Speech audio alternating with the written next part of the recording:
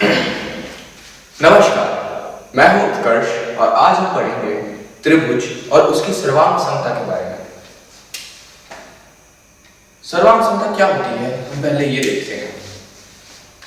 देखिए, यह है मेरा बाहिना हाथ, यह है मेरा दाहिना हाथ। अब मैंने इन दोनों हाथों को कुछ इस तरह से रख दिया। आप मेरे दाहिने हाथ को देख सकते हैं। आप जानते हैं कि मेरा बाहिना हाथ मेरे दाहिने हाथ के पीछे है, लेकिन आप उसे देख नहीं सकते। उसी तरह से अगर मैंने इस तरह से रख दिया तो आप अभी सिर्फ मेरे बाहिने हाथ को देख सकते हैं। मेरा दाहिना हाथ उसके पीछे है, लेकिन आप उसे नहीं देख सकते। तो ये दोनों हाथ सर्वांग सम हुए। ये दोनों हाथ सर्वांग समता का एक उदाहरण है। अगर इसी बात को हम एक त्रिभुज के लिए करें तो दो त्रिभुज सर्वांग सम तब होते हैं जब उनकी तीनों भुजाएं समान होती हैं और उनके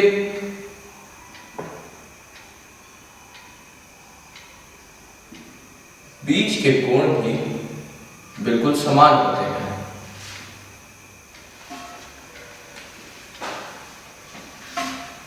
दो त्रिभुज सर्वांग सम तब होते हैं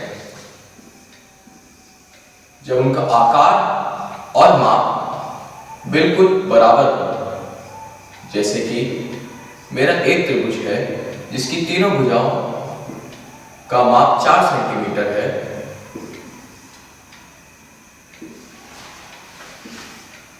मैंने एक और त्रिभुज लिया जिसकी तीनों भुजाओं का माप भी 4 सेंटीमीटर है और इन दोनों त्रिभुजों के बीच का कोण 60 डिग्री है। तो हम कहेंगे कि ABC त्रिभुज और PQR त्रिभुज सर्वांग सम है। और इसको हम किस तरह से लिखेंगे? हम कहेंगे कि ABC सर्वांग सम है त्रिकोण PQR के। अब इसमें ध्यान देने वाली बात यह है कि आप अगर यहां पर हम देखें, हमने एक नया त्रिभुज लिया जिसका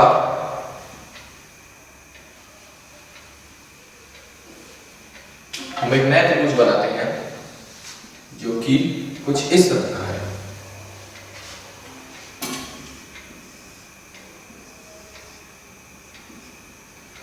ABC इस त्रिभुज का एक कोण है 90 डिग्री, एक भुजा है 8 सेंटीमीटर, एक है 6 सेंटीमीटर और एक है 10 सेंटीमीटर।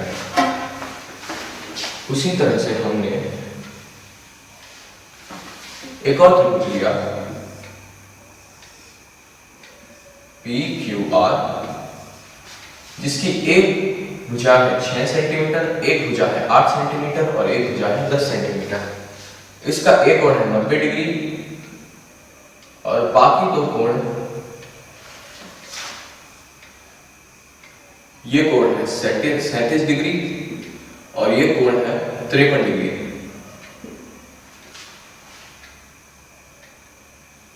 जी ये कोण है 53 डिग्री और इस त्रिभुज का ये कोण है 37 डिग्री। उसी तरह से यहां पर भी इस त्रिभुज का ये कोण है 53 डिग्री और इसका P कोण है 37 डिग्री। तो हम देखते हैं कि ABC और PQR त्रिकोण की तीनों भुजाएं बराबर हैं। AB भुजा बराबर है PQ के, BC भुजा बराबर है QR के और AC भुजा बराबर है PR के। उसी तरह से कोण ABC बराबर है कोण PQR के, कोण BAC बराबर है कोण QPR के और कोण BCA बराबर है कोण QRP के। तो हम कह सकते हैं कि ये दोनों त्रिकोण सर्वांग सम हैं। अब गौर करने वाली बात यह है कि आप लिख सकते हैं त्रिकोण ABC सर्वांग सम है त्रिकोण PQR के। इसमें आप जो लेटर यूज कर रहे हैं, जैसे कि मैंने लिखा A फिर B फिर C और यहां मैंने लिखा P फिर Q फिर R। आप यहां पर इस तरह से नहीं लिख सकते कि त्रिकोण ABC सर्वांग सम है त्रिकोण QPR के।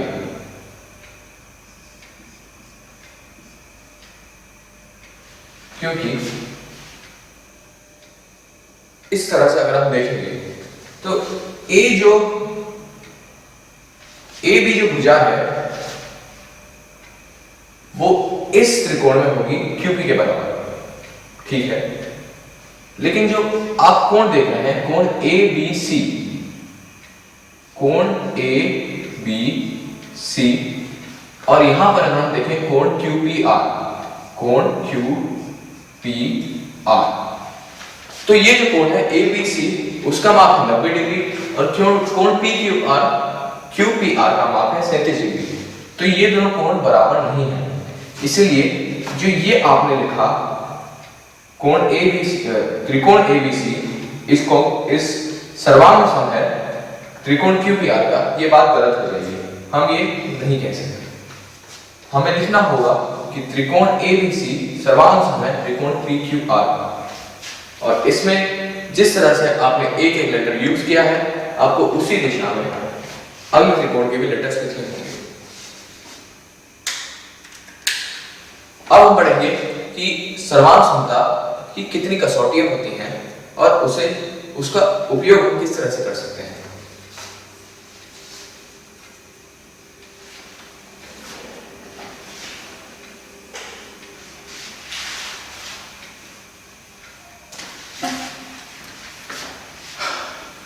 सर्वांग समता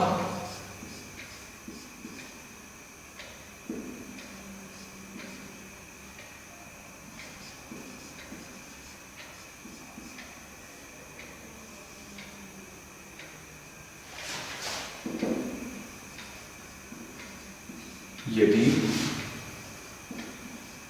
दो त्रिकोणों के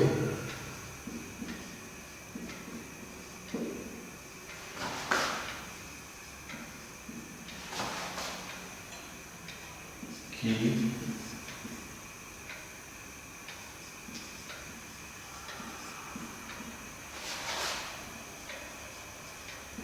सभी भुजाएं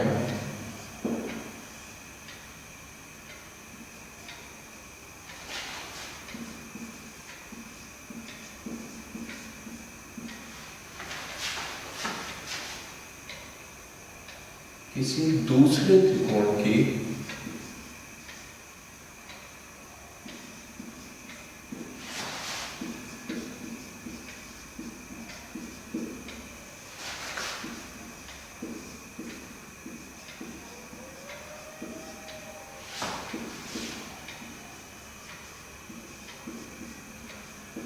भुजाओं के बराबर है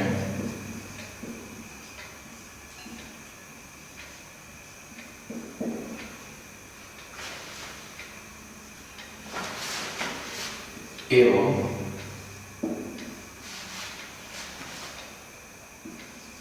इस त्रिकोण के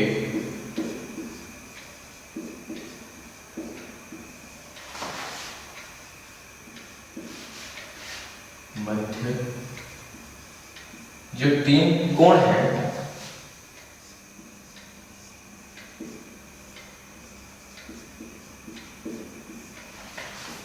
भी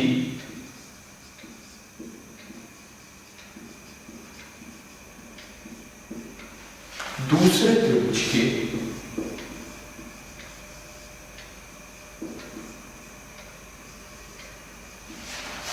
तीन कोणों के बराबर है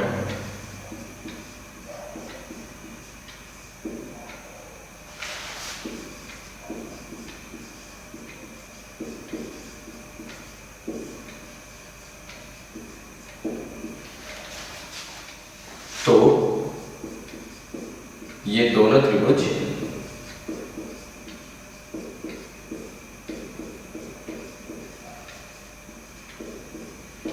सर्वांग समता है।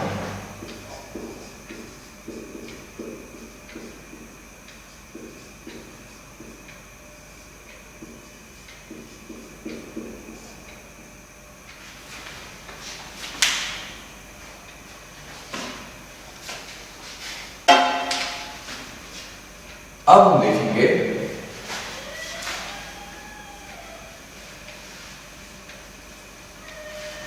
सर्वांग समता की चार कसौटियां।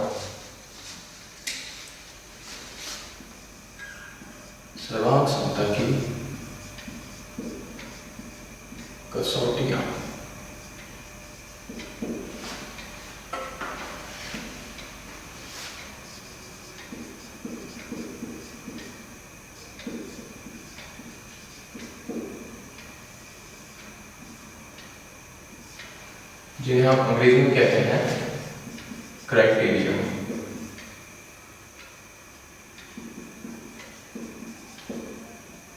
Of congruency.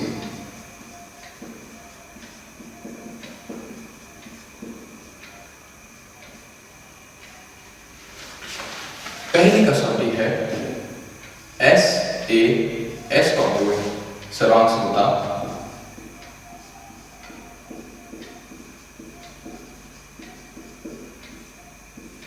जिसे हम कहते हैं भुजा कोण भुजा सर्वांग समता।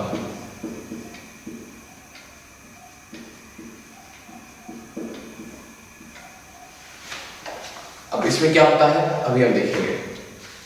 यदि आपके पास दो कोण हैं जिनकी दो भुजाओं, आपके पास ऐसे दो कोण हैं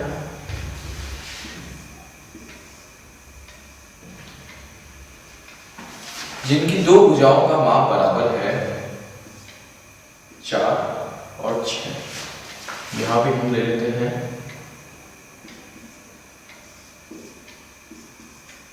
4 और 6, और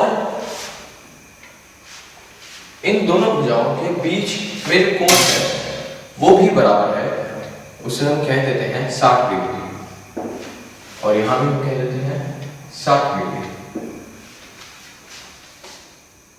तो हम कहेंगे कि ये दोनों त्रिकोण सर्वांग सम हैं, क्योंकि इनकी एक भुजा जो कि है AB बराबर है PQ के,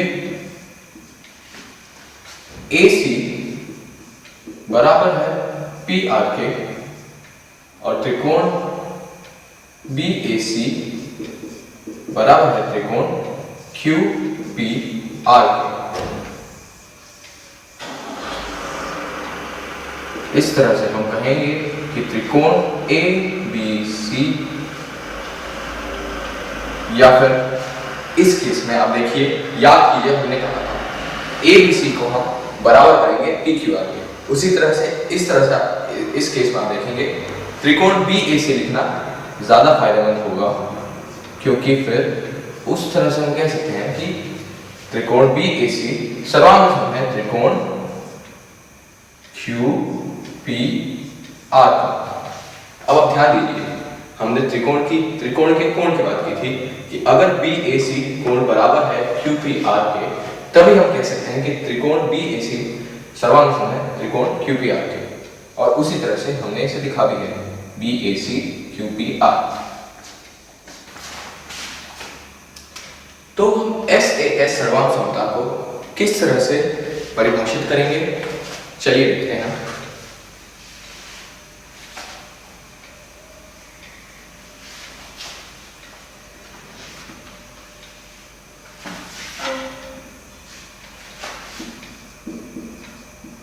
यदि एक त्रिभुज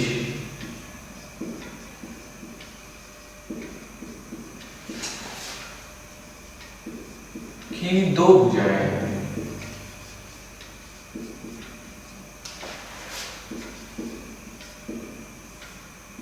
और उनके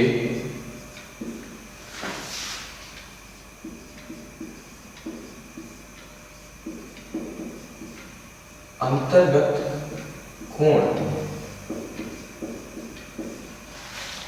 यदि किसी दूसरे त्रिभुज की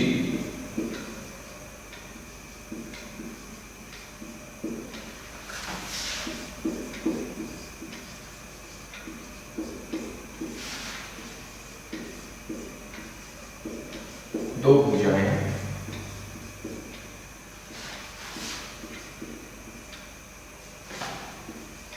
और उनके अंतर्गत कोण के बराबर हों,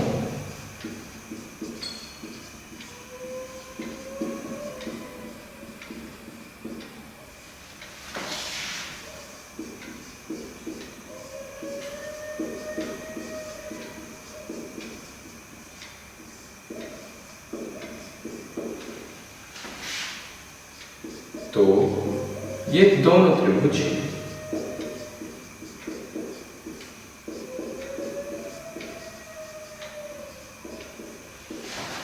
क्या है? सर्वांग है।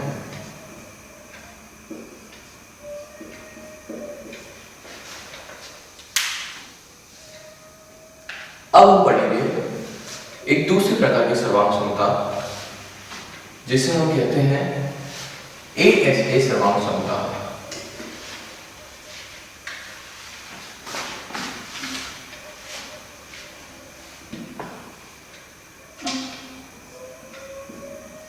ASA सर्वांग समता यानी कि कोण, भुजा, कोण सर्वांग समता।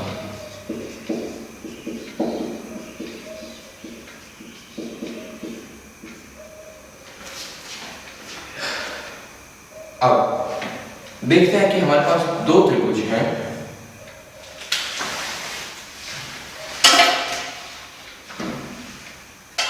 हमारे पास दो त्रिभुज हैं।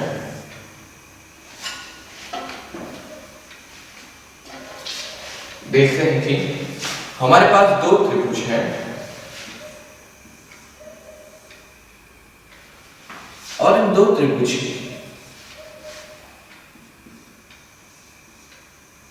में से हमें दो कोणों का माप दिया गया है। जैसे कि इस कोण का माप लेते हैं 50 डिग्री और इस कोण का माप लेते हैं 60 डिग्री।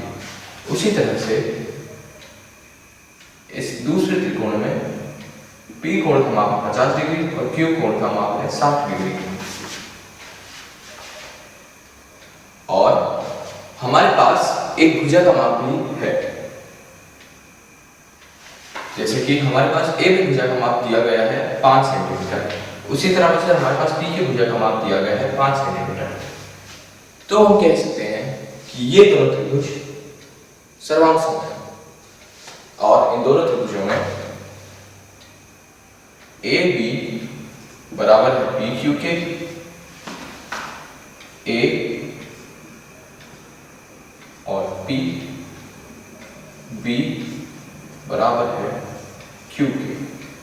और अब हम कहेंगे त्रिकोण ABC सर्वांग सम है त्रिकोण PQR के।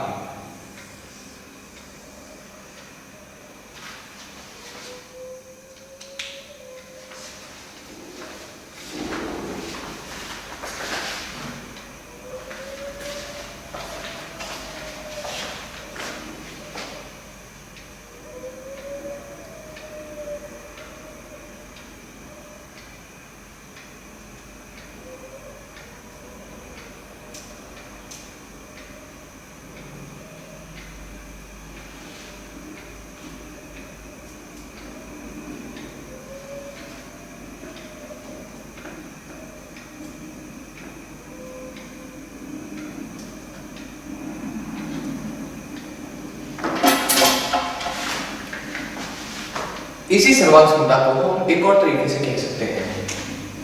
जैसे कि अभी हमने देखा हमारे पास दो कोण थे A और B कोण, और उनके बीच में जो कि भुजा है AB उसका माप हमें दिया गया है। इसलिए हमने कहा कि कोण A एंगल, फिर एक भुजा साइड, फिर एक कोण A, कोण भुजा कोण सर्वांग समता। इसी तरह से एक और तरह की सर्वांग समता होती है जो कि इसी सर्वांग समता के अंतर्गत आती है। उसे हम कहते हैं AAS सर्वांग समता, यानी कि कोण कोण भुजा सर्वांग समता। अब हम मानते हैं कि हमें जो ये AB और PQ भुजा दी गई थी इनका माप हमारे पास नहीं है। हम मान लेते हैं कि हमारे पास किसी दूसरी भुजा का माप है। जैसे कि हमने दे दिया BC भुजा का माप हमें दिया गया है 10 सेंटीमीटर। उसी तरह से इस त्रिभुज में हमारे पास QR भुजा का माप दिया गया है 10 सेंटीमीटर। तब हम क्या कहेंगे, अभी भी हम कह सकते हैं कि ये एबीसी त्रिभुज सर्वांग समय पीक्यूआर त्रिभुज के। किस तरह से, क्योंकि ए कोण बराबर है बी कोण के, बी कोण बराबर है क्यू कोण के, और एक भुजा का माप हमें चाहिए, वो बीसी भुजा बराबर है क्यूआर भुजा के, जिन दोनों का माप है 10 सेंटीमीटर। अभी भी हम कह सकते हैं कि एबीसी त्रिकोण सर्वांग समय पीक्यूआर त्रिकोण के, और इसे हम लिखेंगे इसी तरह से, क्योंकि अब हम कह सकते हैं एबीसी त्रिकोण और पीक्यूआर त्रिकोण में बीसी का माप बराबर है क्यूआर भुजा के माप के। कोण ए बराबर है कोण पी के, और कोण बी बराबर है कोण क्यू के। हाँ, अब गौर फरमाइए कि हमने एएस सर्वांग समय क्यों कहा इसे। आप देख रहे हैं कि हमारे पास एक कोण है ए एंगल, फिर हमने देखा हमारे पास एक दूसरा कोण आया बी एंगल, और उसके बाद जो भुजा का माप हम ले रहे हैं जो कि बराबर है दूसरे त्रिकोण से, वो इन दो कोणों के बीच वाली भुजा नहीं है, वो एक अलग भुजा है। इसलिए हम कहेंगे कोण कोण भुजा सर्वांग समय। अब देखिए कि ये जो भुजा है ये BC की जगह AC भी हो सकती थी, जैसे कि हमने AC का माप ले लिया 7 सेंटीमीटर, और इस तरह से PQR में से PR का माप ले लिया हमने 7 सेंटीमीटर। तब भी हम कहेंगे कि ये जो दोनों भुजाएं हैं, ये जो दोनों त्रिकोण हैं, ये सर्वांग सम है। बस हम यहां लिखेंगे AC बराबर है PR के, जिन दोनों का माप है 7 सेंटीमीटर। ये हुई AAS या ASA सर्वांग समता।